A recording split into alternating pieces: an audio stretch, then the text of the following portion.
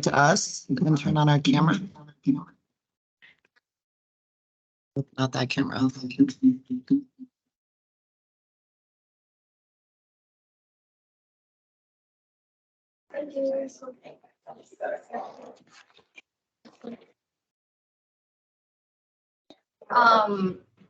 I grabbed one of each. Are you different? You might be multiple. We might do multiple principles. So you can keep them. Oh, so yeah, that's a good point. So I like 3 for each. Yeah. 3 for person. I'm supposed to join that. I don't think so. Oh, okay. Yeah. Yeah, there are. Yeah. It's just for me. Oh, I'm taking notes. I'm Emily. I work with environmental systems. Additional material. Oh, Yes, you're welcome. I guess maybe I should say. It's like cool.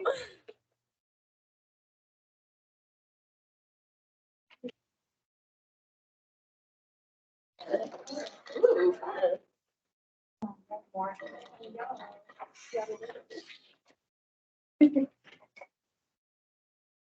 Can you get maybe a sign from folks online if you can hear us okay? As we drop into the 9:30 hour.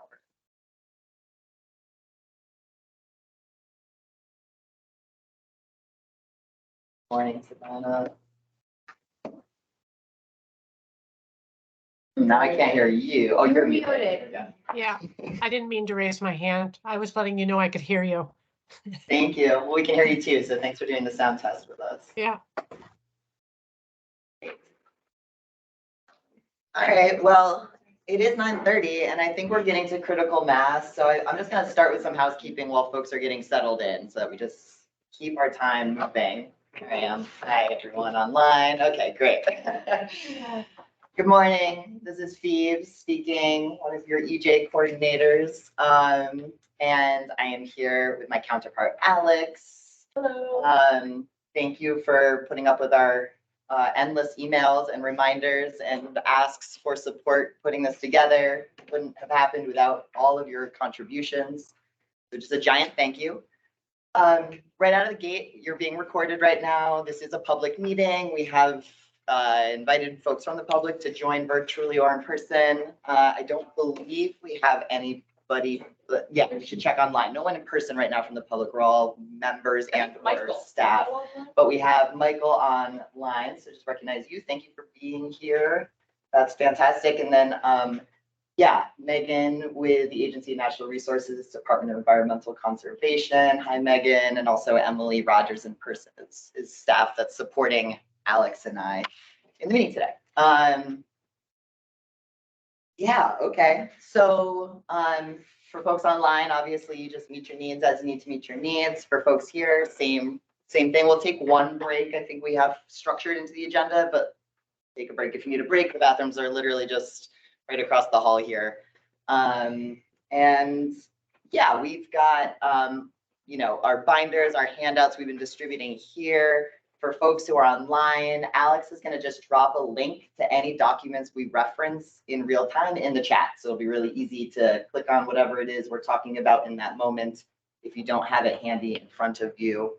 So that's how we're going to handle that piece. And yeah, so maybe let's just go around and introduce ourselves. A reminder, mostly to myself, that we should speak slowly and clearly, mostly for folks online, but for all of us, and to avoid acronyms as much as possible, because I'm still learning what all the acronyms mean, and it's helpful to get the full thing. So I'll kick us off. We can go around inside the room first, and then we'll kick it over to our virtual crew.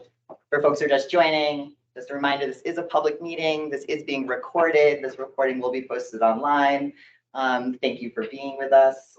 And yeah, we're just dropping into housekeeping and intros. So Phoebe Potter, I am an environmental justice coordinator staffed in the Secretary's office at the Agency of Natural Resources, and I use he, him pronouns. I'll pass to my right. I'm Gretel St. Lawrence, she, her pronouns, and I'm the environmental specialist at the Agency of Commerce and Community Development. Grace Vincent, she, her. I'm the environmental officer at the Agency of Commerce and Community Development, and Gretel and I are representing Commissioner Hanford, who's the commissioner of the Department of Housing and Community Development within Agency of Commerce and Community. Oh, Yeah. I'm Stephanie Smith, she, her. I'm the State Hazard Mitigation Officer at Vermont Emergency Management, representing the EM. I'm Elizabeth Schilling, she, her. I'm a Deputy General Counsel and Hearing Officer with the Vermont Public Utilities Commission. Rickman Valley. I am the state coordinator for the Department of Education. Setting my budget. Emily Rogers, Accessible Assistant Specialist with the Environmental. Oh my God. Environmental Assistance Office of DEC. I'm so sorry. It's Friday. It is Friday Friday. Hi, everyone. Claire McElvany. I use she, her pronouns. I am our Data and Equity Policy Manager at the Department of Public Service. Carla Raimundi, she, her, Director of Environmental Justice and Civil Rights for the Agency of Natural Resources. And hi, everyone. Alex Lintner, she, her pronouns, and I'm the other Environmental Justice Coordinator. And I'll pass it online to Sabina. Hi, all. I'm Sabina Haskell, she, her, and I'm the chair of the Natural Resources Board.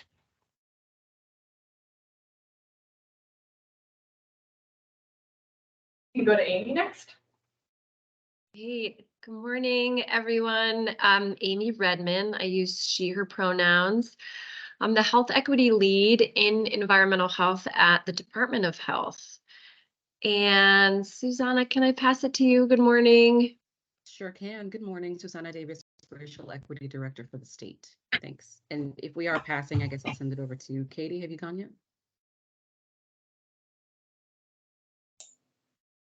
Hi, everyone. I'm joining as a member of the public, but I'm Katie Gallagher, use she, her pronouns, and I am with the Vermont Natural Resources Council.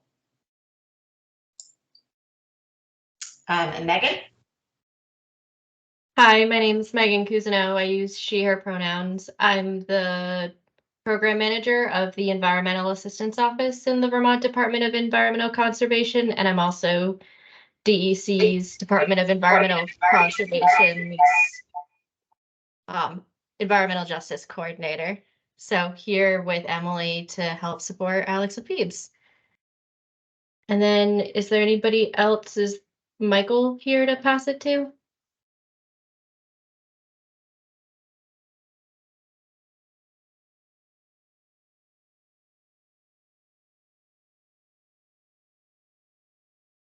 Michael, we'll circle back and see if Michael wants to join intros. But yeah, I think everyone else is just me, Alex, and Carla doubled up for screen sharing purposes. So great. And just for anybody who isn't clear, this is a meeting of the Interagency Environmental Justice Committee as created by Vermont's Environmental Justice Law, Act 154, passed in 2022. So thank you to folks from the public who are here. Katie, Michael, really appreciate you making time to show up for this work. It means a lot. And to all of our members and supporting staff, thank you for also showing up to this work. I just welcome us to take 5 long, quiet seconds just to settle into presence with ourselves and just settle into a little reminder for whatever it is for you of why you're showing up to this meeting. So yeah, just 5 long seconds.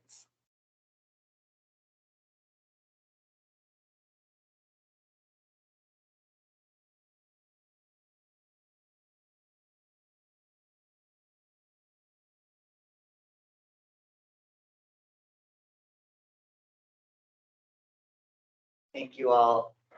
All right. Let's talk about first, real quick, a reminder of our community agreements. Alex is going to drop those in the chat. Folks who have them in your binder, cool. I will read them. Actually, you know what I'm going to do is read one and just pass this around, and maybe we could read it down the line, make it a little more inclusive, so you don't get too sick of my voice. So yeah, these are our relational community agreements that we consented to as a joint decision alongside the advisory council. So number 1 is be present with yourself and one another. Be present with your body and feelings. If you need to take a break to take care of yourself, please do. Be present for one another by listening deeply. Up next, we've got calling in and calling out. Assume best intent, but attend to impact. We can stop things that are being said that are hurtful and be curious and create a space for learning. Tools including oops, ouch to indicate a pause is needed. Number 3, expect and accept non-closure. We are unlikely to leave here feeling 100% ready to go or to have everything on our agenda wrapped up, especially if we are committed to moving at the speed of trust. And number 4, center respect. Be respectful, intentional, and work to build trust and create a safe and inviting space. Right, number 5, share verbal and other space mindfully. Consider the balance of taking and making space. Move up, move back. Tools to do this include the acronym WAIT, W-A-I-T, why am I talking, and vocalizing support for another person's comment without repeating the same points that they have already made. Cool. Thank you. We made it full. We have 5. Anything that anybody feels they need to add just today that feels important for spending space with each other? Reflections on that? Beautiful.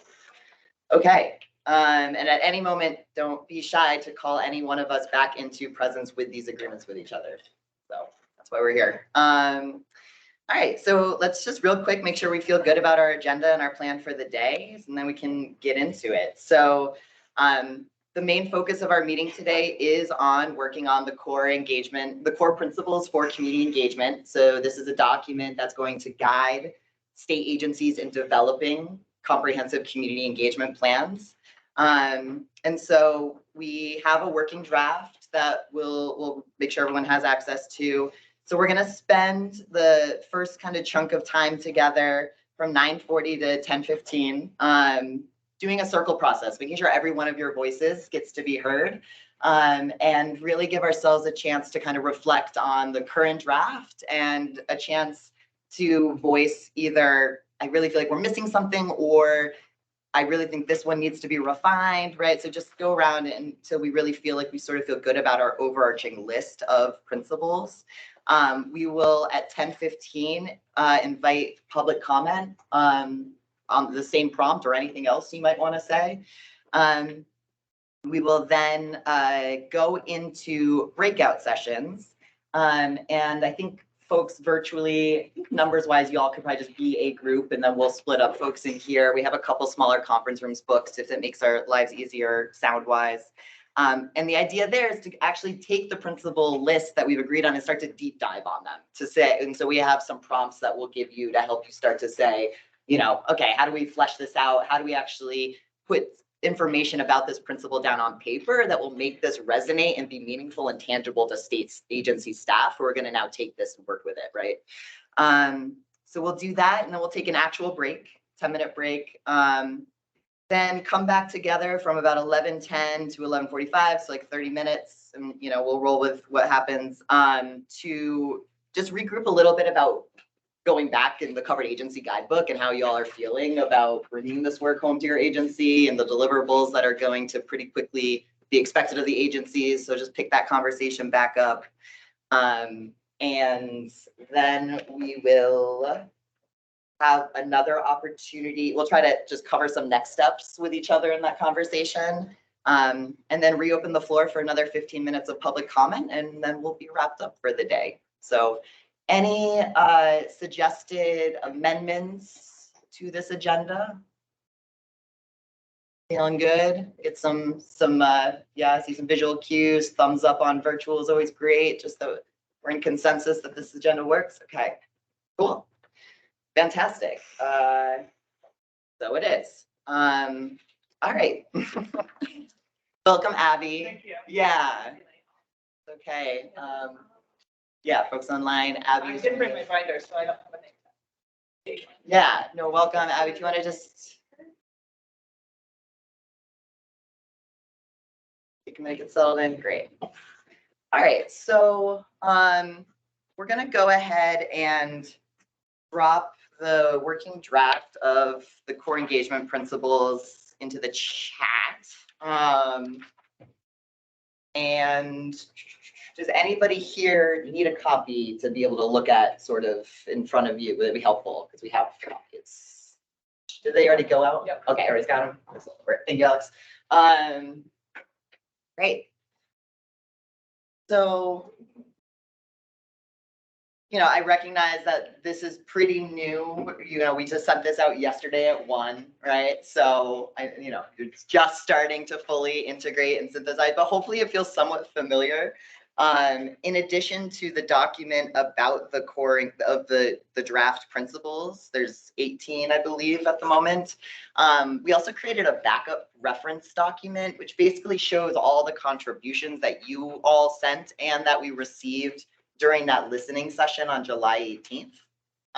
And so you can kind of track back and see which principle we fit kind of your feedback under, so that you can get a feel, hopefully. And this is us trying to model what it looks like to be accountable for feedback that you ask people for, showing them where it shows up in the product that you're working on. And because I think that's a big piece we talk about in doing community engagement in general. So trying to practice what we preach a little bit. So circle process. The idea for this chunk of time, 30 minutes or so, is we'll just go around and there's sort of like 4 options. One option is to pass, in which case the circle will eventually make it back to you. Totally okay if you're like, not quite there yet, I just want to hear what other people are thinking. Or you could say, hey, I think there's another principle that's not spoken to yet in what I see in this draft. Doesn't have to be fully fleshed out, fully thought through, just make a note. Or you could make a comment about, I think this principle needs to be modified or changed slightly. Or you can simply say, I love principle number 17, and I really want to make sure that we emphasize that. So I don't know if we could put in the chat those 3 prompts again, or 4 prompts: pass, add a principle, modify a principle, or thumbs up a principle is essentially the 4 sort of potential things you could do during your share. We have 30 minutes and we have 11, 12 folks here representing the committee. So just being thoughtful about, just making your point once and trying not to repeat yourself too much. And it's 9 o'clock on a Friday, so there's nothing but grace in the room. All right, so with that, is anybody feeling inspired to kick off our circle? And then let's see, I think let's get a pattern maybe going online, and then we can just use the circle as it is. So how is anyone online willing to kick us off? Amy, great. Oh no, okay, question. Go, that's fine, go ahead.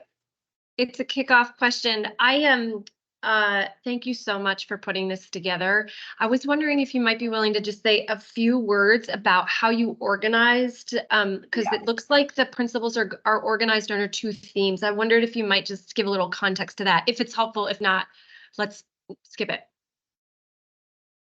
No, yes, absolutely. Yeah, and P.S., all of this is subject to your editorial desires, right? But as we came up with a list of 18, and then we're like, is there some sort of like order to this? They were sort of just chaotically created. And as we started organizing that, this is sort of my suggestion in terms of these 2 categories. I felt like there was a kind of bucket of principles that were like, there's a bunch of stuff you should do to sort of lay the groundwork for engagement. Like this will help prepare, build capacity, make sure you've got the building blocks in place before you go out and invite people to your strategic planning session sort of approach, like those types of principles. And then, so that's 1 through 9. And then the second set of principles I felt were more about, okay, now that you're out in the community, what does it feel like? What does it look like? What is the nature of that engagement itself? So it's not a perfectly clean system, but that's just sort of how it shook out a little bit. Is that clear? Cool. Okay, great. All right. I'm going to share my screen, and for folks online, I won't be able to see the chat. So if you have a comment, just unmute yourself. I won't be able to see the chat while I'm sharing screen. I can let you know if someone. Cool. Yeah. Great. Okay, cool. So I'm going to just go ahead and let's see, we have 3 interagency committee members online, right? Amy, Sabina, and Susanna. So if you're willing, maybe can we keep that as the first order, Amy, Sabina, Susanna, and then we'll go Carla and around the line this way. And hey, welcome, Michael. yeah, and like I said, you can just pass. So, or you can jump in. And we'll go around until we feel like we feel good about our process.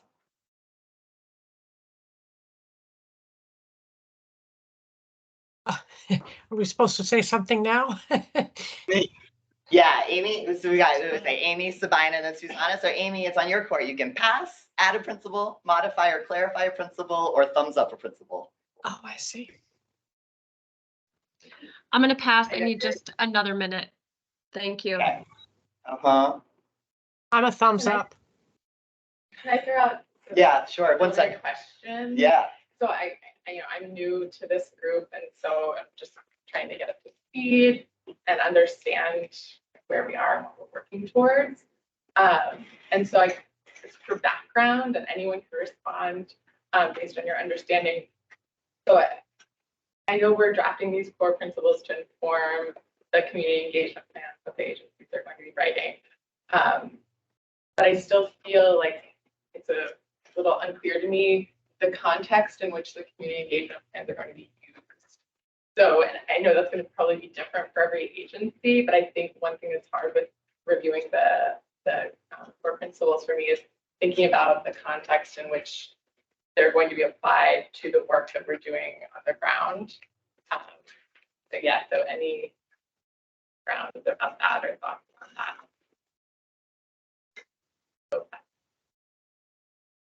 Yeah. Anybody like I really know? Yeah. Oh, I don't really know. Oh, go for it. But my reaction and my feeling was that these community engagement plans are supposed to be like create a sort of standardized method for state agencies to engage on environmental justice issues, since I'm sure, as I was going to comment on, like a lot of agencies already have community engagement processes, but they don't all have, I don't think ACCD does, have a very standardized set of community engagement plans. So yeah, I think it was, Steve's obviously can answer better, but I think it was an attempt to really institute community engagement at the state level, which I think the whole act speaks to, like really taking this on at the agency side and making sure the agencies step up and do all these things that show state commitment to environmental justice. But obviously, I get your question. Yeah, I think one thing that I find concerning some of the stuff that we do a lot of public engagement or engagement with the public, but so much of it is, you know, there's statutory requirements about like a public comment period or something like that. And then we have budgetary constraints. And so I love all of these principles and concepts and think that like these sound like core principles of community engagement. And I'm just wondering, these are going to fit into like what we're doing on the ground now. And some of this, what we're doing now, obviously it's going to change and that kind of thing. But yeah, some of this is hard to respond to some of the principles without knowing where we're going. I think welcome to the land of we don't know exactly where we're going. Like that is very much, I think, what it means for this committee and our advisory council. Like we're diving into creating, implementing a written policy for environmental justice that says there must be meaningful participation of the public in all policy decisions from inception, planning, all the way through implementation that relate to environmental justice, which is a hugely expansive umbrella. So I don't know you're going to get a very satisfying answer before we dive into this exercise. What I will tell you is that we have, from the time we sort of set these principles, you know, we have time to process-wise, maybe that's the thing I skipped that'd be helpful in developing all of this, right? As we're going to be working on refining this draft from you all, that'll go back to the advisory council. They'll give some input and feedback. You know, our original kind of due date we were working toward, which is already extension, was September 1st, but we've made a decision to aim to consent to putting up a draft on September 1st to allow another sort of period of public comment. And when I think of public comment, I'm also thinking of agency staff, right? A chance for you to take it home to your agency and say, what does this mean for us? How does this work? Do we need clarifications? But I really think these principles are gonna, to me, like the more they sort of rub our edges and make us have to grow in uncomfortable ways, probably the better they are. Like, and so I also would encourage us to sort of bravely embrace the unknown right now. And the agencies will also have until July of 2025 to write plans reflecting these principles. So we also have time to collaboratively work through how this is going to be applied in practice, right, in each agency with these plans based on the reality that we all have the nature of our engagement is different across all the different agencies, the structure of that. I think one thought I was having after reading these, I don't want to set ourselves up for failure. And I worry with some of them that, at least thinking about like my agency, that like some of these things might not fit into like our frameworks and things like that. And so I know we have lots of time to work on the community engagement plans, and but I'm still like, we need principles that we're going to be able to implement. So just putting those thoughts out there, those were like some initial feelings and reactions I was having. Yeah. I didn't hear you. Oh. I appreciate the question. I think it's definitely something I've been thinking about too, and like seeing the whole list all together does feel like yes. It's interesting because I only submitted 3 because I feel like that was the ask, and so I really limited to that. And then I was glad to see the expansive list that came out of that because I was drafting 3 and thinking like, well, this barely scratches the surface. And then my other thought was like, wow, this is a lot, and it's definitely something we've struggled with, or say I've struggled with in an ongoing like public engagement campaign that we're doing, and like, how do you start to implement and like, so I actually, this is like our comment reaction part, like what I would have said in the circle, like appreciated the separating into like, how do we build capacity to do this work, and then how do we implement it, even if it's not maybe like a perfect separation of those 2 things in the list. And I feel like what would be helpful, even if it doesn't go in the like core principles document itself, would be some parallel thinking or some guidance on like, when we're building the capacity, what does that look like in terms of like phasing these things into our work, and maybe acknowledging that we can't do it all at once, but there are ways to build like pieces of it in and learn from that. And then I think the parallel piece for me is understanding in what types of scenarios is it more important to do some of that, like, you know, like the big overarching policy review, like what we're doing right now, versus like program design for like a specific funding pot. Like, are those 2 different levels of community engagement? Are they separate? Like, how deep do we go when? Right. Yeah, those are good questions. Great. So I'm gonna ask us to try to embrace the circle. So I see Abby and Carla, who are both on either side of you in the circle, want to speak. So is there a direction maybe we want to go? Do we feel okay like letting this? I'm fine with you saying something that's not exactly one of my 4 points. That's okay. No, it's totally good. But I want to just honor the circle process because a lot of times we don't recognize who's not speaking because it's harder to jump in. So yeah, Abby, Carla, is that okay if we just kick around this way? Great. Yes. Thank you. All right, Abby, the floor is yours. Okay. Yeah. So I'm gonna also try to honor your prompts, please. I think I want a thumbs up that, like the number 3, which is around building the internal capacity for meaningful engagement, which I think is about setting intention and targets. And then I also want a thumbs up 18, which is around the accountability. Like I want to think about these principles as like what we're aiming for, like clearly identified accountability from day one, recognizing we have to create space for growth, which I think is a lot of what I heard and what Claire provided as comment. So maybe that's my modify, is like hold ourselves accountable, recognize we have intention and targets, and create space for the fact that this is way outside our capacity, our budget, our culture, and our behavior. But we're gonna be damned if we don't do it right. Thank you, Abby. Yeah. Vic?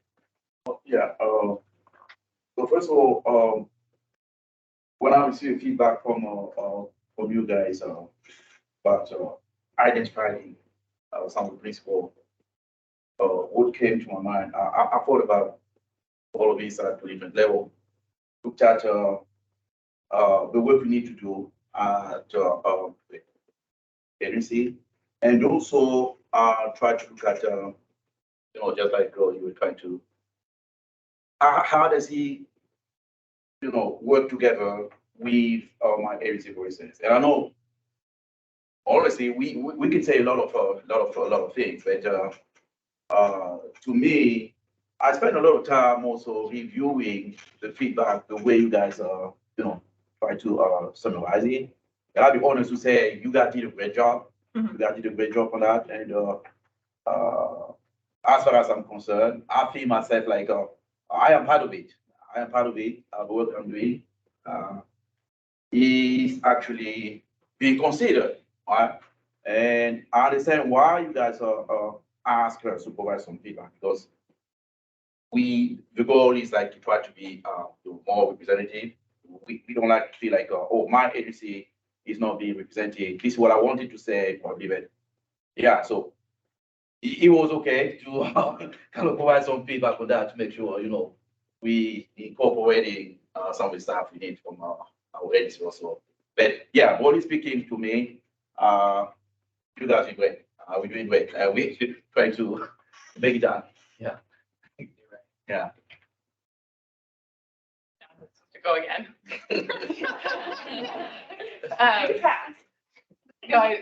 With 18 principles, like I want to thumbs up some, but it's hard to get through all of them to decide which ones to thumbs up. We'll keep going around. Yeah, that's the beauty of the circle. Yeah. Okay, I'll go. So my first note is I'm feeling a little behind in this group and trying to catch up. So we've been completely wrapped up in flooding. So I'm trying to jump back in, making space for this morning, but feeling a little behind. So apologies for that. But I think based on what Elizabeth is saying, I'm looking at number 7, which is address the systemic barriers for reaching particular communities. And I think that's a piece where in our planning process, we're identifying here's the statutory requirement that says how we have to do this process and how maybe that doesn't meet these goals and how do we get there. So I appreciate that that's in there. And I think during our planning process, that's going to be important. And then the other one I was looking at is number 8, which is the coordinating with other agencies, because we just went through our public process for the state hazard mitigation plan, which is in interagency and including other nonprofits and state reps. And there's so much overlap between the different outreach that we're all doing. So the hardest part was trying to figure out who's doing what and how do we all connect that back. And so I think during our planning, it can't just be each organization, each entity is doing their own plan. We're all state government, and we need to figure out how those cross cut. Thank you. Totally agree with that. And so I thumbs up that. And then I also wanted to touch on number 9, so collaborate with local trusted community-based organizations. Because when Gretel and I were doing research to get ideas for these, we were looking at all the reports we write for housing that detail all the housing partners we work with. And sometimes, as we know, we can get really siloed. And I wasn't even aware of all those partners, but they're working on the ground with environmental justice focused populations like CVOEO, who's working with people who are unhoused.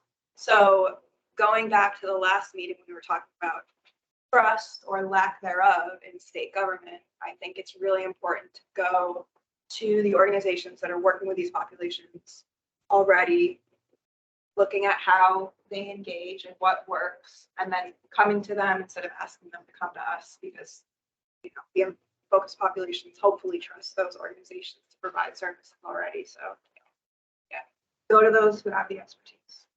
Yep. I kind of wanted to thumbs up or touch on number 16, which is commit enough time to do engagement well, because I think although we are pressed for time, it is better to take the time to be patient and do it right rather than jump in and kind of break that trust that we're talking about. And I also think adding to that it's important to take time after you engage kind of internally to reflect on how the process went and actually take time to value and incorporate any feedback you get as you go through the engagement process. Yeah, so that'll kick us online then. So let's try this order again. So Amy, go ahead. I am ready now. Thank you for that minute. But I do see Susanna's note too, and didn't know if Susanna, you wanted to speak to it or not. Amy, you First. can go ahead. Okay. I'm going to say thumbs up to 5, prioritizing voices most impacted by environmental justice, and maybe suggest that we work, in justice work, making the implicit explicit. I wonder about incorporating and explicitly naming like structural racism and the resulting social and economic inequalities, like making sure that we continue to pull in some of the EJ bill language into, or the EJ law language into into our principles. So wanting to make that piece a little bit more explicit. And then the other one that I'm thinking of is thumbs up to number 10 in terms of compensation. And I wonder about being, again, more explicit in that. Again, kind of like, well, what are the recommendations? We have our council right now talking, have our council kind of talking about this. So I think as explicit as we can be, the better. Thank you. Thank you. Susanna or Sabaya? Yeah, Sabaya, go ahead. Oh, okay. We're in a little bit of a more unique situation in that we are administering the law as it is written, the Act 250 law as it is written, and we have a quasi judicial role. We do not do a good job at reaching potentially affected parties. So when we were doing our principles, I'll give you a perfect example. The statute says that we need to notice the landowner when there's an application that's come in that they need to be aware of as an adjoiner. But what if the landowner has a 50-unit building and none of the tenants are notified? So that's not appropriate. So those are the kinds of things that we're looking at. And I'm not really answering your question directly, but we need to do a better job at reaching all of our communities that might be affected by an upcoming application, so that they can participate if they are if they would have party status. And we need some legislative changes, statute changes, because right now it just says we have to notice it in newspapers and at the town clerk's office. And as we all know, there's very few of us who are reading newspapers or stopping by the town clerk's office anymore to find out about notices.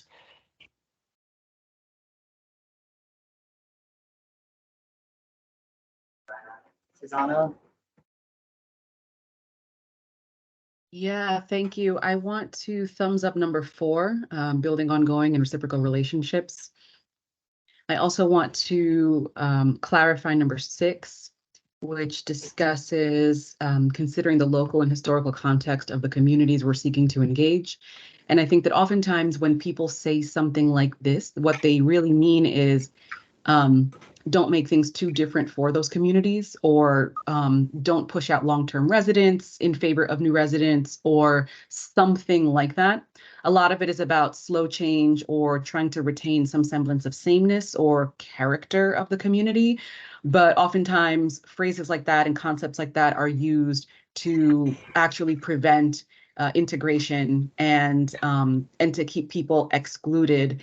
And in particular, in a place that is the second widest state in the country, I worry that if that's the approach we take to considering the historical and local contexts, then effectively what we'll be doing is pattern matching an already deeply, shockingly skewed picture of the demography of the state when compared against the rest of the country and even our surrounding neighbors. So I just want to clarify that when we talk about considering local and historical context, that we don't do it in a way that seeks to pattern match, because in Vermont, the patterns that we've had here historically are really very incongruous with where we should be demographically. Thank you, Susanna. Really appreciate that. Carla? Hello, everyone. I would like to thumbs up number 1, value and integrate community input at all stages of program and policy, and number 10, sorry, compensation. I think these two are particularly catching my attention because they speak to the wholeness being on the agencies, and it's the work of the state to ensure that we are overcoming some of the structural barriers to accessing individuals in a respectful manner, and that speaks to the compensation for folks' expertise and time, and value input from communities from inception. As soon as there's a program or an opportunity where folks may think that it's important to understand from the individuals who are going to be most impacted by the agency actions that we actually consider from that initial moment what direction the state action should go. So those two I would like to sum up. Yes. So a funky word for me to pronounce. Thumbs.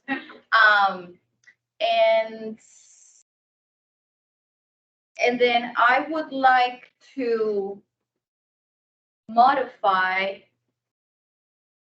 and it's actually echoing what Amy mentioned. I believe it was, yes, about number 5, making the implicit explicit. I think it's really important to include language that captures structural inequities, and that we incorporate language that's in the law in these principles, so as to create more of an echo and resonance with the structures that we're trying to advance and overcome through the establishment of these principles. Claire, full circle. Like we're doing public comment 10:15.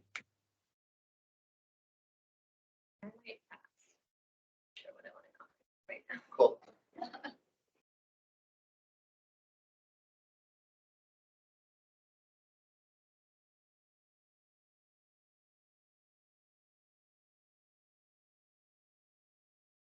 I'm gonna pass also. I'll just say I want to maybe more just verbalizing my effort that I want to put into reviewing number 11. I'm thinking a lot about accessibility these days and making sure I understand what we mean by that. You Vic?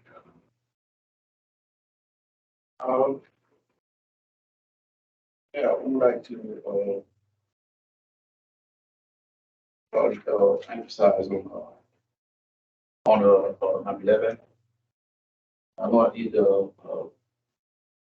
make some suggestion that as a goal for me was to make an emphasis on how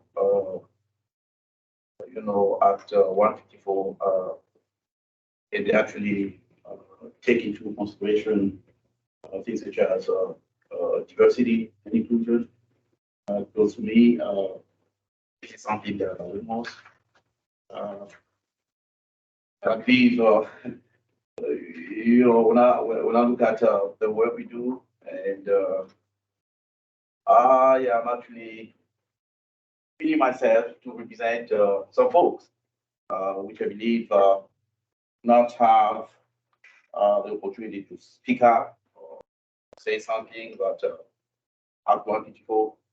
So I did put an emphasis on that, knowing that there are folks who truly want to be represented, and I'll make sure this is really part of area. Because if we don't, then there's a temptation just to fall into the kind of things which you already know. And I believe the reason why we're here is because we try to make things differently compared to how things are right now.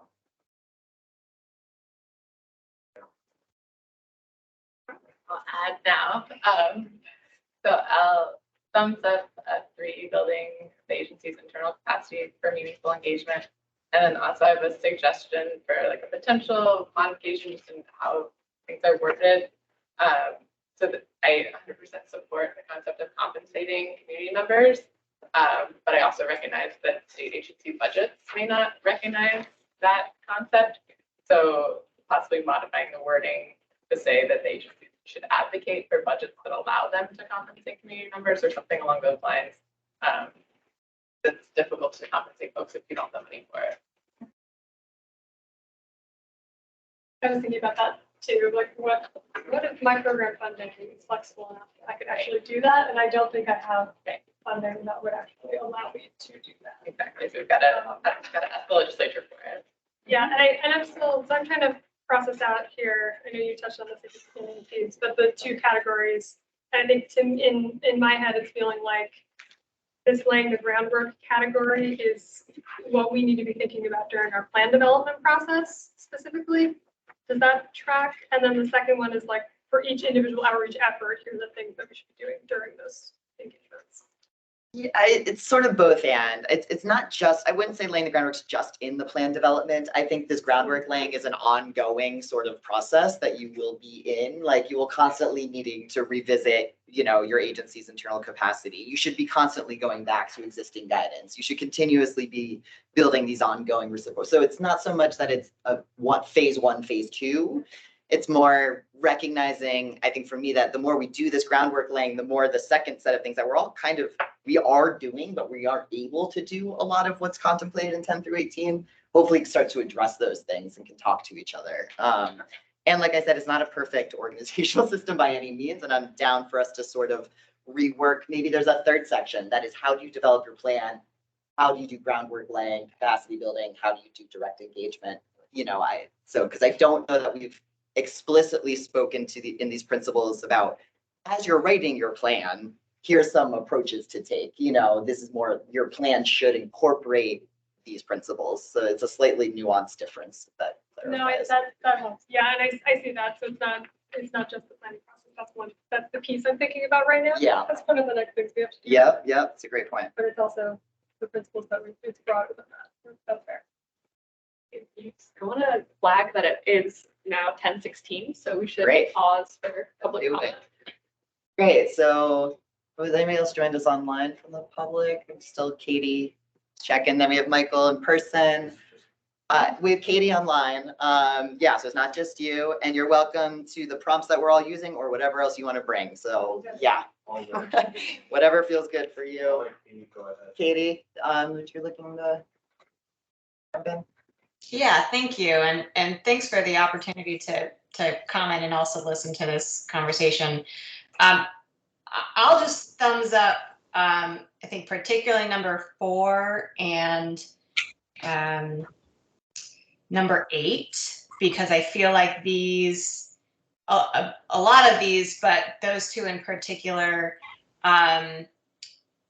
feel really important in terms of being able to deeply change agency culture and kind of push this out beyond just whatever comes up as environmental justice work and kind of integrate this more further and more fully into to agency work. So I really appreciate number 8. Thanks. Thank you.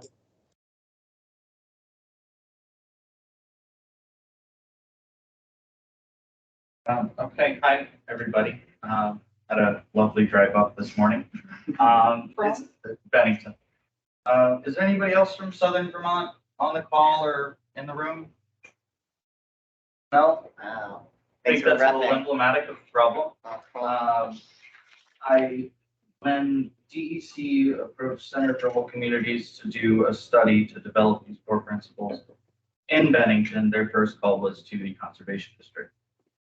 The vast majority of these principles are things that we already use for our local working groups, federal prioritization meetings that we've been running for decades and that my organization has been running since 1946. I'm here representing my board of directors and the people of Bennington County who feel that we don't really seem to have a seat at this table. And I'd be happy to go into a little more detail in how some of these, like we're doing an event down in Bennington where we are compensating $20 a head for 80 people. Raise the money from the public. Small donations, but it added up very quickly. So you guys have partners on the ground in every single county in the state. They're the conservation districts. We've been around since the Soil Conservation Act during the New Deal. And we're very underutilized. So me coming up here on this regular basis is meant to flag that we'll have these partners, we're on the ground, we're ready to do this work, and we have been doing it for nigh on a century now. So come play with us. Yeah. We've got 12 minutes remaining for this part of the agenda, so I think we just continue our circle, but I just invite Katie or Michael if you want to jump back in at any point until the end, just by all means do so. Cool. Where did we leave off? I just have something really quick. I think you were next to you, so. Yeah, I just wanted to thumbs up number 11, the accessible and inclusive outreach, especially speaking to putting things in plain language, which I personally really struggle with and have always struggled with in state government and government in general. But I want to say the way you and Alex have been putting together materials is really great, I think, in terms of plain language and like even the PowerPoint and the binder and stuff. It's just very well laid out and easy to follow and navigate. So I think this is like a good model of the stuff we should be focusing on, because we've had internal discussions at ACCD about how to make things easier to understand for our applicants. Yeah, it needs to change. It's really bad the way we write stuff now.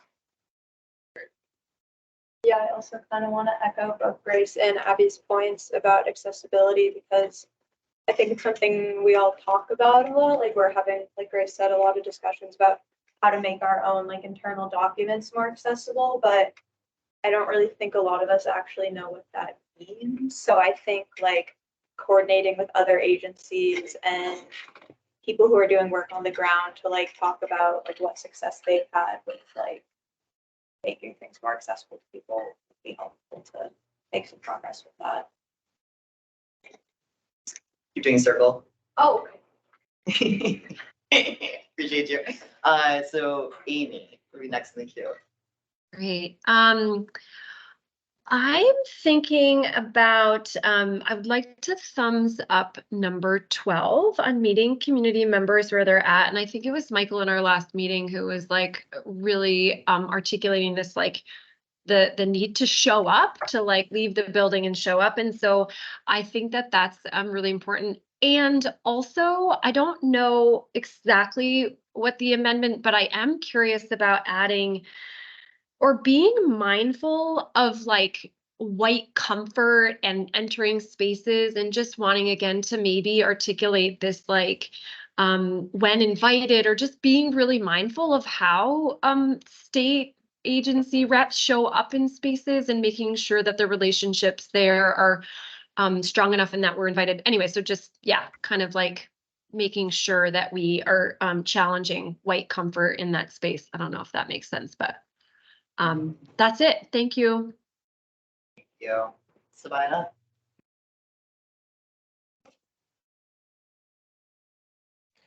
I'll take a pass at the moment. Great. Susanna? Yeah, I actually want to reflect on a couple of things that were just said in the last couple of rounds. The idea about plain language is really important, and I know that I've learned a lot from Kirsten Murphy at the Developmental Disabilities Council about plain language and its importance, and the tools that are out there to help us achieve that. We've also incorporated some of that into the language access report that we published in January. And so if there's any way that the Office of Racial Equity could be of assistance, then we are happy to do that, although we are very much not expert in that. So I probably would direct you more to the Developmental Disabilities Council. The second thing was that I did hear the comment about how a lot of these are things that are already being practiced in parts around the state, and that's something that does give hope. And also some of them, it's interesting. Some of these principles are saying they're, oh gosh, I don't know how to say this. There's hemispheres to everything, right? So for example, The example that was given was compensating people.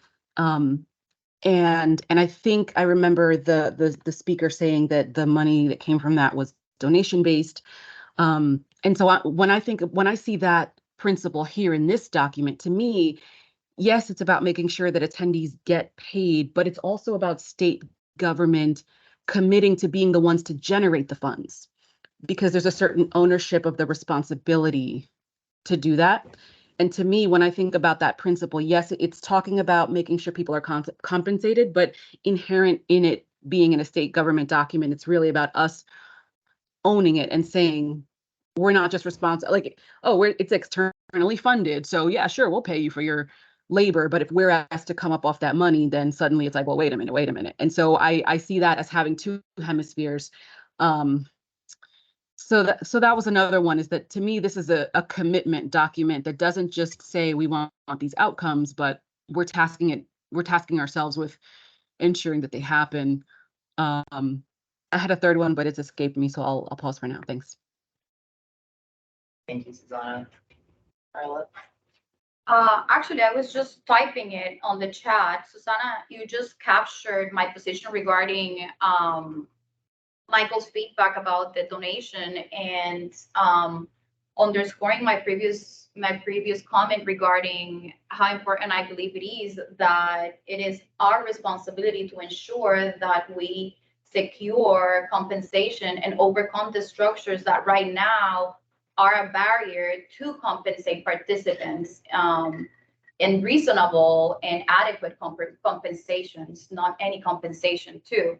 And to reflect also in the plain language conversation accessibility, I want to sums up the principles that have to do with planning, and the document that was put together identifying where the principles were extracted from or provided by folks, the reference material.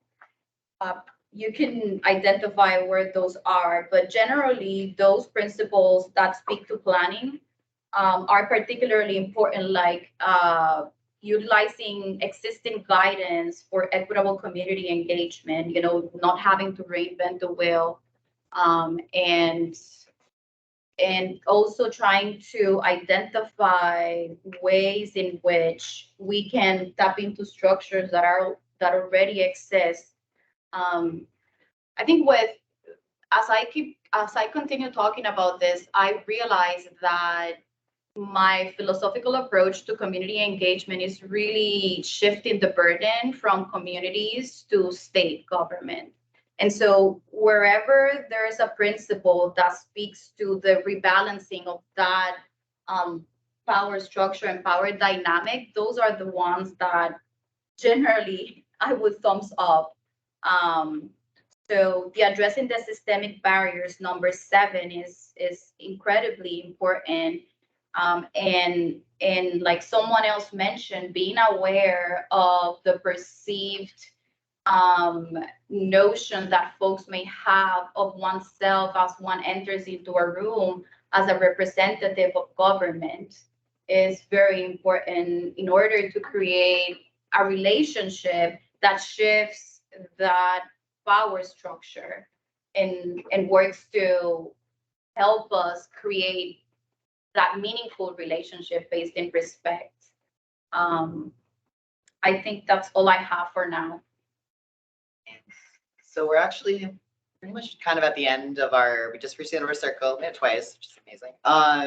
Does anyone have something like really pressing they would like to just in the last couple of minutes get out, but we're not done also, so feel all right, maybe transition, yeah. Question, well, maybe observation, I don't know. I was thinking about Elizabeth's comment about changing the wording around the compensation, like advocating for it. It was interesting. My reaction personally was like, we shouldn't change the wording because the principle is what we're striving to achieve. And then like a sub bullet of how we implement or work towards achieving that principle is advocating for it in our budget. Like whether it's an annual budget cycle, if it's a grant or, whatever it is we're budgeting. And just to amplify, I think Susanna's point about ownership of that at the state. So as the reflection, maybe there's like the principles are the intention, and then there's the bullets around like what are the action items that the state can do to work. It's a beautiful segue to the next part of our agenda, actually. So thank you. First, thank you all for just engaging in that. It was really a ton of super useful feedback. So Alex and I will work with all of that, and you'll get a new draft, and that'll get reflected in what goes to the advisory council for their meeting on the 21st. So now that we've kind of talked big picture about the principles, I want us to, if you want to take a little bit of space to give us an opportunity to like dive into some of the nuances that I think y'all are maybe like chomping at the bit to get to, which is great. There is a, so this is our goal for the next, where are we at? 10:30 to 11, so half an hour is to break into smaller groups. So I think we can break into 3 groups internally, and then the 3 of y'all on virtual can be a group and work collaboratively. Katie, you're welcome to join the that breakout group virtually. And then Michael, you can tap into whichever group feels good for you. The prompts which Alex just pulled up.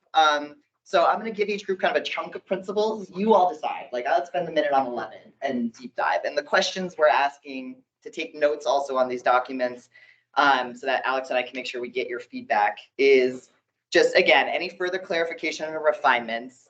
There's a prompt about like, why does this matter in terms of doing some like additional context setting for that. But then to Claire's point, question number 5, which I'd love for y'all to really hone in on, is like, what are some actionable ways this principle can be put into action by agencies? Because I think the more concrete and tangible it is, the more likely it's going to move somewhere. And also, are there any resources or tools you know that help agency staff better understand how to do this? So those are the sort of 4 main prompts that we've given you. But essentially, this is a chance to like, let's, take these little paragraphs Alex and I wrote, and expand them a little bit more and give the sort of detail and nuance you think would actually make it possible to hand a principle to a state agency, to the staff you work with in your agency, and get them a little bit more clear what the heck you're talking about, right? Does that feel clear? No pressure. You can spend all 30 minutes on one of the 5 principles your group gets assigned, or you can jump around. So yeah, I was gonna, let's see, I think it'd be great for y'all to probably split up just because you're representing the same agency. So maybe, Gretel, if you want to join Claire and Carla, and then let's see, how many folks do we have? Wait, let's 1, 2, 3, 4, 5, 6, 7, 8 in the room. Okay. 1, 2, 3. Yeah, cut off. 1, 2. Yeah, thanks. That's what I said I was gonna do. Thank you. Yeah, cut off. Thank you. You'll be 2. So you're 2. Group 2. I'll be group 3. 1, 2. Okay, great. Do we feel like we can huddle in this room in corners, or do we want to split into smaller rooms, which Grace had booked for us? Different rooms. Okay, great. So Yeah, so if you go around the corner to the left, there's 2 rooms across from each other, Justin Morrill and Mount Independence. Those are both ours. cool. So if you 2 want to take your groups to those 2 rooms, and then the third, so your group 1. Okay, cool. Yes. So I'm gonna ask that group real quick. Elizabeth, which group were you in? You were in 1. So I'm gonna ask you all to take principles 10 through 13 for your group. Cool. Great. And then Grace, your group 2. So that's Nuvik and Claire. And I. You're 1. You're 1. Oh, my bad. I am. You're the 2, and Claire. Okay, great. So why don't you all take doesn't matter, 14 through 18. Okay. Cool. Yep. All right. And then the folks who are still in the room in a group, take 1 through 5. And then folks online, Susanna, Sabina, and Amy, if you could take 6 through 9 in terms of your principles. And we'll mute ourselves so that you don't have all the background noise distracting you while you talk. And any clarifying questions? We feel good? Straightforward enough? All right, rock on. We'll regroup at 11. And yeah, just for folks online, if you can take notes in a way that you can send to me and Alex after, that would be super rad. And for those folks that use the handout, if you could please write your names the corner so that we know, Could I ask the second question is who's in the group? yeah, who's in the green room. Yeah. Like who's actually. Oh, who's writing? So Which were those? There were only two. That was 1 through.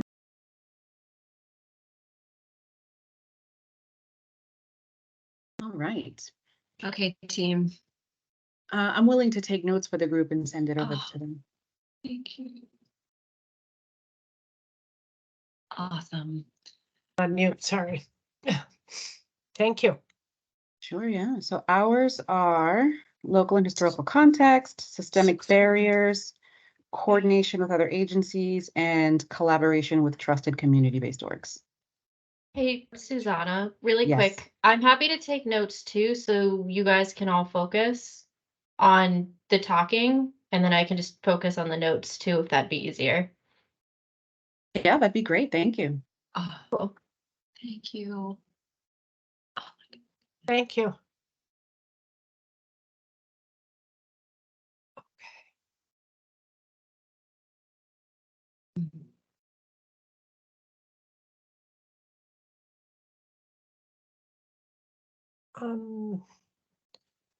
Not exactly sure how to start this conversation, are you? I kind of gave some thoughts on 6, so I'm cool if we don't want to talk about that one more, or if we do, that'd be fine too. The one that's kind of calling out to me is number 8, the interagency coordination. And for me, the reason that calls out is because so much of what I do has to do with getting agencies on the same page and to have a shared set of values and to have a shared understanding of inequity. And so that interagency coordination is really key because we've got disparate DEI things happening everywhere. And I think sometimes people are very enthusiastic about doing them, but what that means is they kind of go off and are not necessarily aligned with the statewide vision that we're looking to create.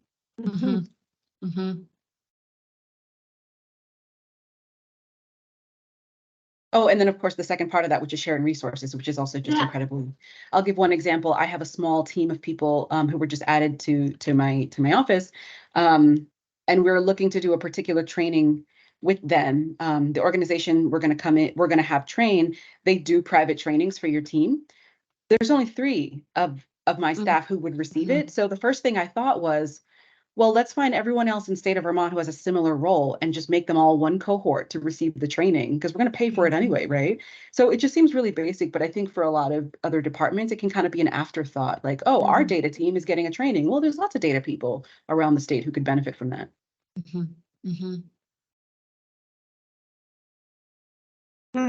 I may reach out to you. Yeah, we could use that. I agreed with what you said on number 6, 100%, because we always talk about protecting the environment and keeping Vermont the way it's always been, and doesn't sound too good when you put it that way. Yeah. And I'm trying to be careful in that conversation with Act 250 study that we're doing. Yeah. So, I'll just jump in if you don't mind. Since we have to administer what other people put into law for us regarding environmental regulations, we coordinate with other agencies all the time, but sometimes not too well. and we will be, our law will have to change to make sure that we're taking in Act 154 into account. And how and what it looks like is going to be entirely dependent on, say, ANR and AOT and ACCD to that point too, and ag. A lot of so, those are my comments on those 2. I don't want to cut you off, Amy. Oh, no, my mind is always churning, so usually my face looks like that too, so I'm sorry about that. I'm thinking Gosh, Susanna, the reflections that you shared about number 6 and this like historical context and particularly linking it to Vermont being the second whitest state is like the root at like the why is Vermont so white? Like not, that kind of like that level setting piece of like, oh, just okay. So we have this historical context and it's by design. And is that really where we want to like, is that really the future we want, right? In terms of like social ecology, like both. So that's where I appreciate you calling that piece in. And in terms of like actionable items, I kind of am like, do we put resources there? Is that like an education, like what are the action items that go for that to kind of like build in more understanding? Like anyways, so I'm not sure, but that's where my mind went was like, okay, is the actionable item like putting a resource in so people can kind of have that level setting piece? And the same thought went for coordinating with other agencies is kind of like, do we use these principles to like point folks in directions to try and start to, to continue to pull to have like collective action. So those are just a couple of the thoughts that are swimming around for me.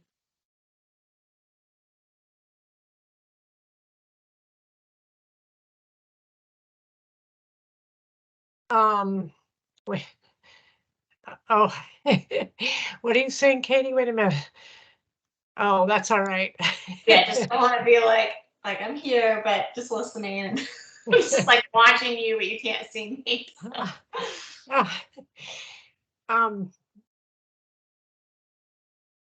I think what you just said, Amy, and I've lost part of what it was, is that when each is setting their priorities, each agency, we're also then starting to silo again. I'm wondering if there's a state, I don't think I'm saying it right, but state team that will make sure that there is an interconnection. We use the word SWAT team inside of NRB that, you have to go get this permit, this permit, and help people do that. But that's probably a concierge service, it's also been called. But I mean, somebody who can help people walk through those different state things. Because as a regular Vermonter, you can get pretty bogged down in the bureaucracy of how we operate as state agencies. And yeah, I kind of went off on a tangent there, but.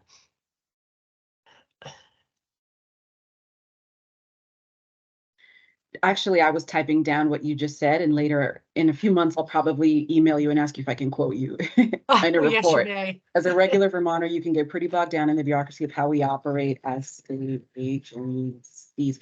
I think that's spot on. And one of the things that I also appreciated that you said was when we each start setting, well, that you both said was when we start setting priorities, we're re-siloing again. And you asked if there's a team.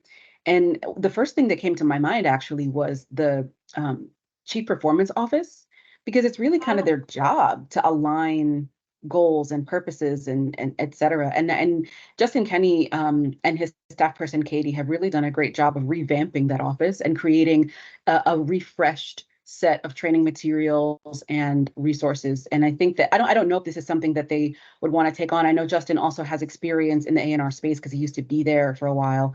So to me, that's the first thing that comes to mind when I think about aligning goals and priorities, because they have the statewide strategic plan.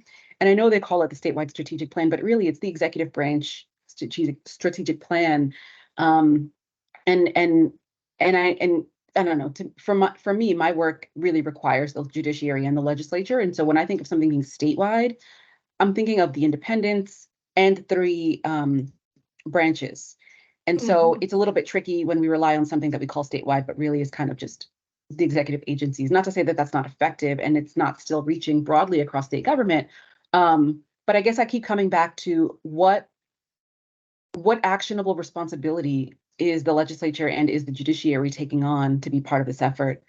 And then the other thing that I was reminded of when you were, well, actually, no, I had a question for you, a clarifying question. You said you called them the SWAT team, and I wondered if you meant SWAT, like the people who bang down your door, or SWAT with an O, like strengths, weaknesses, opportunities, and threats. Oh, the lean acronym. I don't know which one I meant. I meant the people who, when we have somebody call in and they need help and you don't speak English, for instance, we should be able to have somebody who can Okay.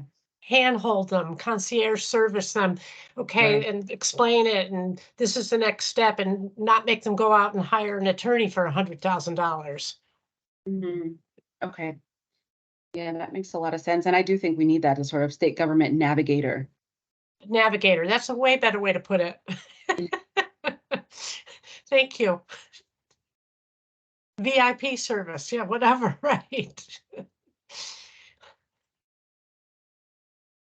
Because that's one of the very frequent complaints we get at NRB is that you have to hire an expert and it's so darn expensive to be able to figure out how to get through the law. Well, you're already shutting doors to so many people who can't afford to do that. Then.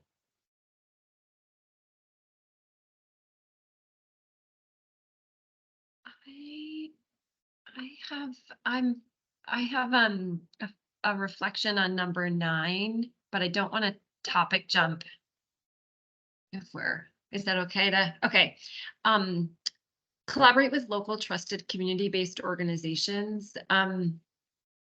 This is something that at the Department of Health, because there's the health disparities grant, there's been a really big influx of funds, and then with that, community partners or grantees, and so a lot of conversations have started happening with those funds kind of ending. Like, what does it mean? Like collaborating with local trusted community-based organizations.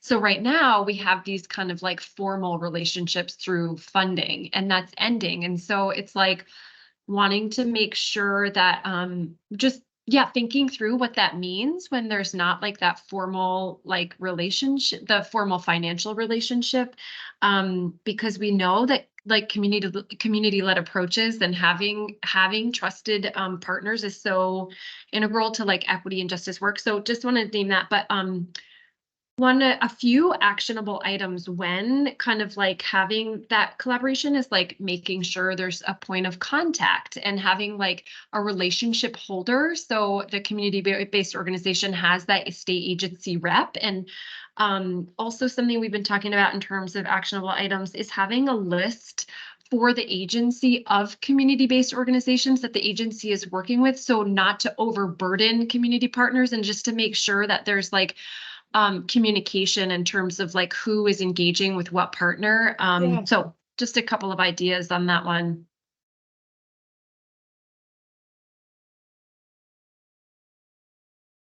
That makes total sense.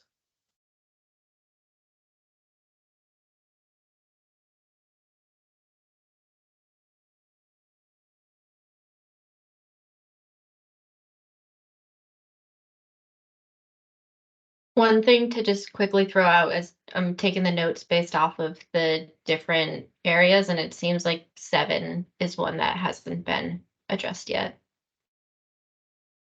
Mm-hmm. I guess that one just feels vague to me. You're on mute, Amy. Same. Yeah. Same. It's like, isn't this like the root of all, like this is the kind of like the root of it. So it does feel vague. Yeah, and the blurb says, take actions to ensure that public outreach and participation efforts are actually reaching the communities in need. For example, outreach notifications often only reach landowners, not renters.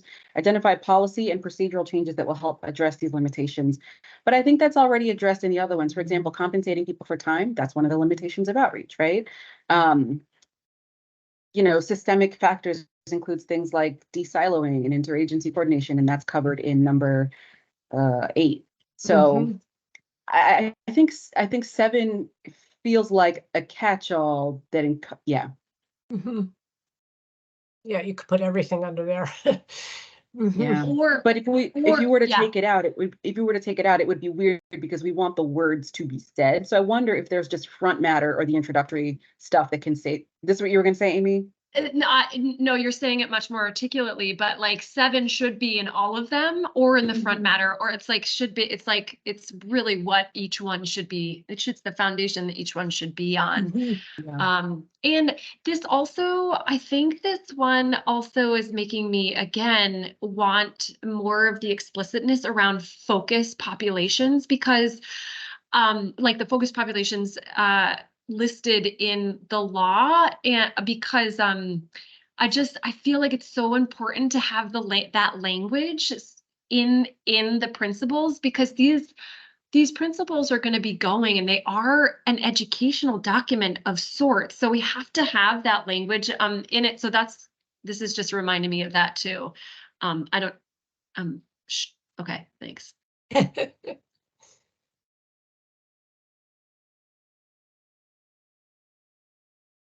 Did you want to jump in, Katie? Putting her on the spot. Thanks, Sabina. No, I am just really appreciating this conversation. I don't think I have anything to add, and really agree with a lot of what's been said. So nothing for me, but thank you.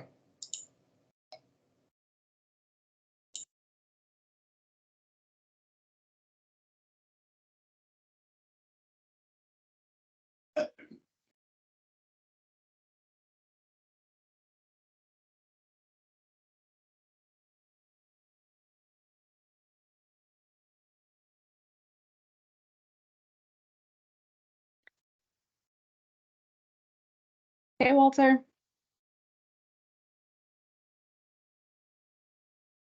Doing all right. We could tell you're saying hi, but you're on mute. Said hello. Hi. I'm sorry I'm late. I had a doctor's appointment. No worries. Oh, it's all good. We're in a breakout group right now. They have been sharing the core principles, and we've been giving feedback. And then they had each group discuss a handful of them in more detail. So the ones we're discussing are 6 through 9, and they're linked in the link I just put in the chat. Okay. Thank you.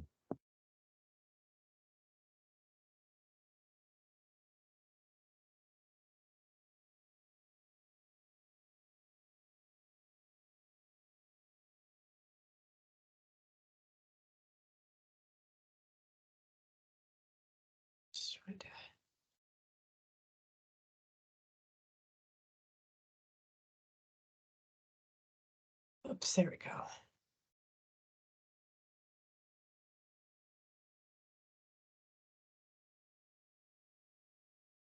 You know, I don't know if we already covered in number 9 sufficiently, but the thing also about trusted community orgs is trusted by whom? I don't know if that got said yet. Maybe it did, but you know, a lot of times state government has trust for organizations that have things like robust accounting practices in place and grant writers on staff and you know, people with letters behind their names. But that's not necessarily who's trusted by the community. And if you really want to have an impact on the community, then, you know, what does it mean for a group to be trusted? And what does it mean for a group to be local too? I mean, for example, years ago, I worked for, it was the ACLU, but it was the NYCLU, the New York affiliate of the ACLU. I mean, you could call them local, right? Our Vermont ACLU is a local affiliate, but it's part of a national org. Same with our NAACP. And I think sometimes when it comes to state government, especially in contracting and procurement, we tend to have a bias in favor of very large companies or organizations. And does local mean unique and boutique, or does it mean I have a local affiliate that hires people from the area? And yeah. To me, it would be,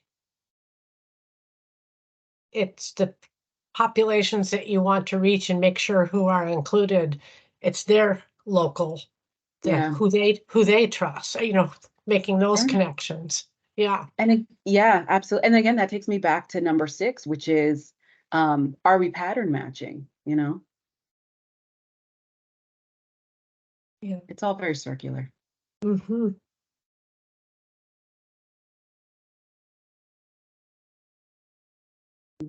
I just want to make sure, is this draft 1 we're looking at? says draft one, the core principles of community engagement. Is that the document? It's on the website, right? There has it. Okay, great. Thank you.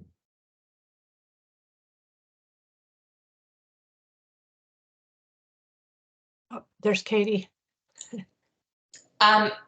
Sorry if this has already been discussed, but is the thinking right now that each agency will engage in their own community engagement process, and then like, you know, with just, I guess I'm thinking about how that will work, and also just knowing that like nonprofits like us and others are also trying to engage in this work, and it feels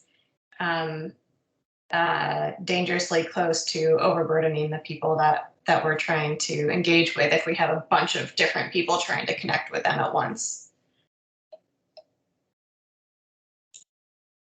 Ditto.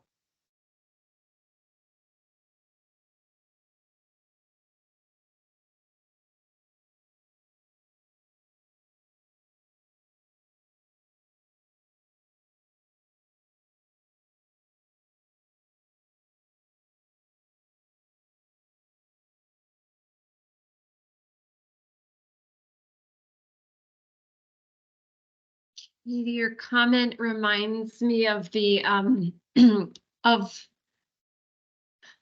maybe the need to call out the responsibility of state agencies having their own administrative or a very clear understanding of who and how they're partnering to not overburden.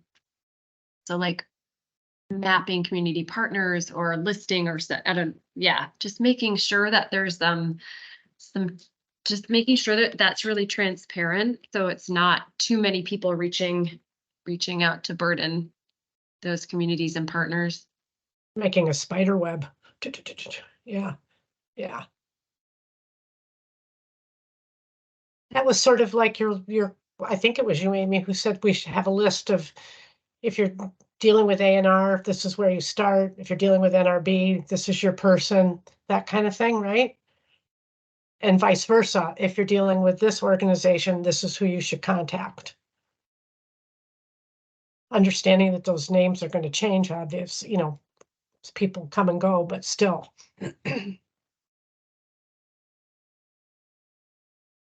Quick question for everybody here. Would it be helpful for me to share my screen with the notes I've taken and we could quickly look at each section to see if I covered everything or if there's anything else we want to add in?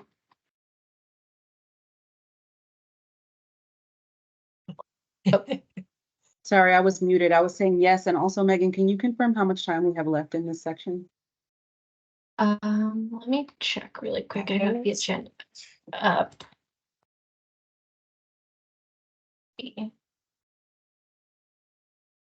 Oh, well, we might only have 3 minutes, so maybe there's not enough time to do that. I think we're 10:30 to 11. Oh, we did good. Yeah, we're the best. Cool. So I guess, is there anything else we want to weave in to any of them? I just have just a question. Did you talk about, and I'm sorry to be late, did you talk about, I'm sorry, we're doing numbers 4 through 6 through 9, correct? 6 through 9, yeah. Got it. Got it. On number 7, I mean, I think that's in some ways the addressing systemic barriers, and so we don't have a lot of time to discuss that. But did you all discuss some of the examples about how do we do this to reach particular communities that is that covered? Yeah, our feedback on that one was actually that 7 felt really vague to us, and that Yeah. a lot of what it talks about is found in the other principles. Okay, yeah, it seems a little vague, right? So I just want to, yeah, so, okay, thank you. Yeah. Yeah, the notes I have is that this one should be addressed in every other principle. The words need to be said, and it might be better in the intro or making sure we're explicitly calling out focus populations when discussing this one. But we need to dive more into this in all of them or make it more overarching. But the language is really important to keep. You got it.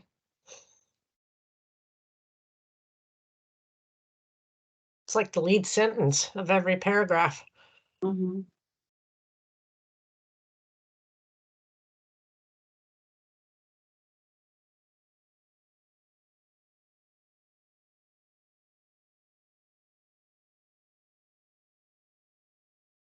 We have one minute. I was just wondering, in collaborate with local trusted community-based organizations, would we recommend taking out the word trusted and then trying to define local?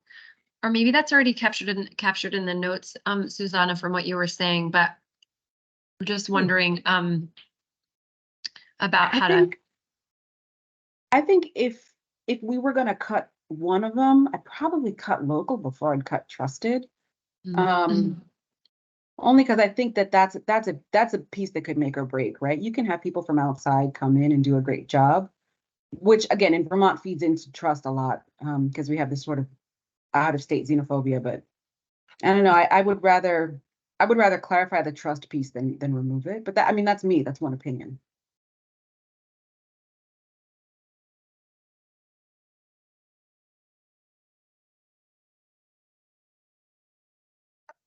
Yeah.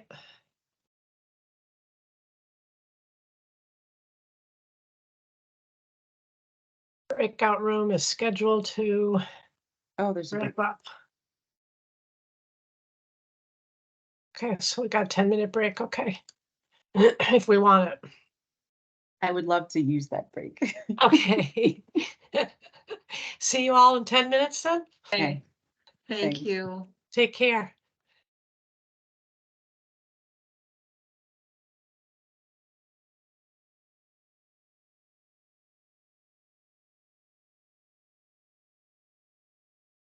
Walter, did you see that we have a 10-minute break? Yeah, I Okay, did. good. Everyone just I'm gonna scattered. go off. Cool. Gonna Okay. Go off. All right. See you soon.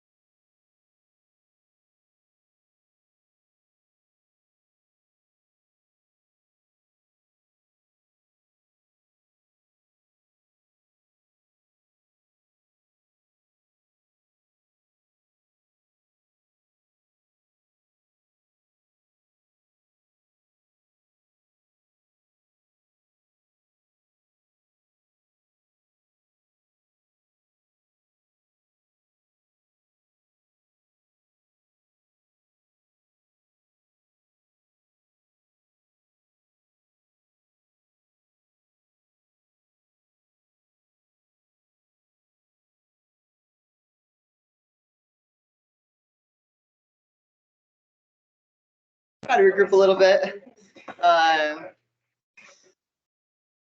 Yeah, just because I think this next topic will want for lots of conversation, and we only have until 11:45, so half an hour. But like all of this work, expect non-closure is one of our community agreements for a reason. So it's just picking things up. But yeah, so just an invitation for folks. We'll give you like 11:15, one more minute to get in headspace. This next topic is going to be kind of revisiting the covered agency guidebook and just how we're feeling about taking this work home to our agencies.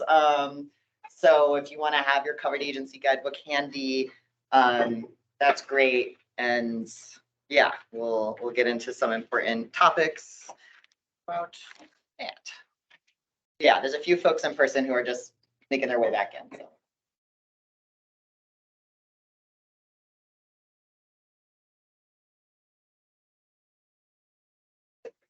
Thank you so much for what felt like a very, very generative first couple of rounds of this meeting. Like lots to work with. Really appreciate it.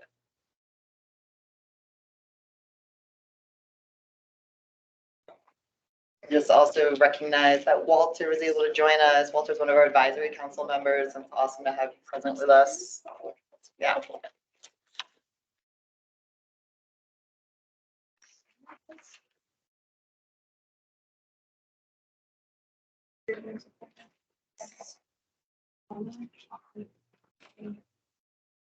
Yeah.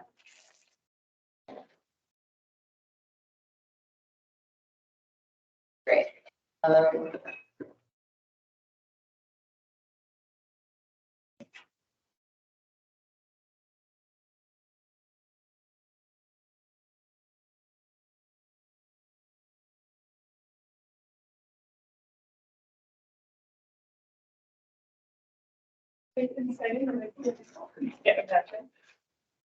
right, no, you're all good, all good. All right, here we go. All right, so this is our last sort of portion of the agenda. Thanks for everyone's just energy. It's awesome. So yeah, so at the end of the day, we're writing a bunch of principles that need to go back to your agencies, and that brings a whole layer of complexity to implementation. If it's just us in charge, it'd be awesome. Here we are. So so at our last meeting on July 18th, you all were sent home, except for Elizabeth, who's catching up though, and has done an amazing job catching up, with your covered agency guidebooks, right? Which were meant to sort of give you a little bit of just a place to ground into some prompts and questions and ideas about like, how do I start to get my agency ready to implement what is really like the most of the work in a lot of ways. Like we have a lot of upfront work to put guidance and things together, but the covered agencies really are the ones who are going to have to write these reports and put these plans together. And y'all are, one person out of a large agency, so I just want to make sure you have the support you need. So I was, and I wanted to point out also, in addition to your covered agency guidebook, on page 11 of the core principles of community engagement guidebook, which is the last thing in your binder, I believe, there was prompts in there for all of you as interagency committee members that are kind of similar to what's in the covered agency guidebook. Through that. So yeah, on page 11, prompts for interagency committee members, preparing your agency for the EJ law implementation. And so, asking you to consider just different approaches you might take to ensure that everyone from senior leadership to frontline staff are aware of the agency's obligations, finding ways to sort of communicate across and with staff who are going to be, or ultimately going to have to tap into this work for it to be effective. Thinking about how to generate buy-in from agency leadership, that this community engagement planning process matters and needs to have some dedicated resources to it, whether that's making the case that this is a legal mandate or whatever resonates with your folks, right? How are we doing that? Thinking about sustaining two-way communication, and then actually starting to identify staff within your agency and who are going to sort of be able to be part of maybe a task group or a working group who can help put this plan together. So I was thinking maybe again, circle, we can go in the same order as before. I would love to just go around, you just like roughly on a scale of like 1 to 5. 1 is like, I'm alone, overwhelmed, and have no idea how to even begin to bring this home to my agency, to like 5 is, I've got all my team in order and we are ready to start drafting it tomorrow. Like, if you could just give me a sense of where you're at on that spectrum right now. Look at it. Alright, and just so we can temperature check, and, you know, just maybe just say like just one thing on your mind that you think you need to move up a number in that chain. You don't have to have the solution, but just something you need, right? So yeah, so Claire, are you down to kick us off again? You can always pass. The circle is always open to pass. The next person will come back to you. One is like, I'm overwhelmed, alone, no one knows this is going on, and I feel very uncomfortable even showing somebody this guidebook. 5 is like, my team is on board. I've already got a task group who are like, let's write this plan. We're super invested in it. Like, our agency gets it, ready to go.